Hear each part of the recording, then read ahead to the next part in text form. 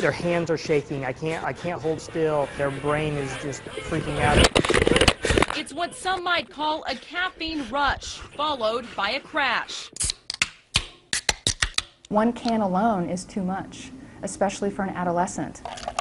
But that's not stopping them. It's estimated 30 to 50% of adolescents regularly consume some form of energy drink, often choosing it over water or a sports drink like Gatorade. Go Eli, go Eli. Joey Reyes won't let his kids drink them, but almost every day he pops open a 5-hour energy. It's just to pick me up, get me out the door. If you ask a teenager or an adolescent, why are you drinking this? It's because Mark is, it's because John is, it's because it's cool. But in reality, studies show a kid drinking an energy drink is anything but cool. The American Academy of Pediatrics recently released a report stating children should never drink energy drinks because of the risks involved.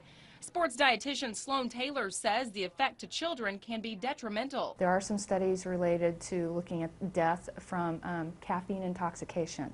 That's an actual term, caffeine intoxication, where the body cannot handle that much caffeine at one time. For instance, a 16-ounce can of Monster energy drink contains 160 milligrams of caffeine. That's equivalent to about 4 cans of Dr. Pepper or 2 cups of regular coffee. A 12-ounce Rockstar 2X contains 250 milligrams of caffeine, equivalent to 6 cans of soda or more than 3 cups of coffee. Taylor says for adults, that's a lot of caffeine at one time. Off we go! But for an adolescent, it's enough caffeine to cause permanent damage over time. There's a potential for stunning somebody's growth, because if they're not eating and getting enough nutrition and it's being displaced by these items, then they will not grow to their fullest potential.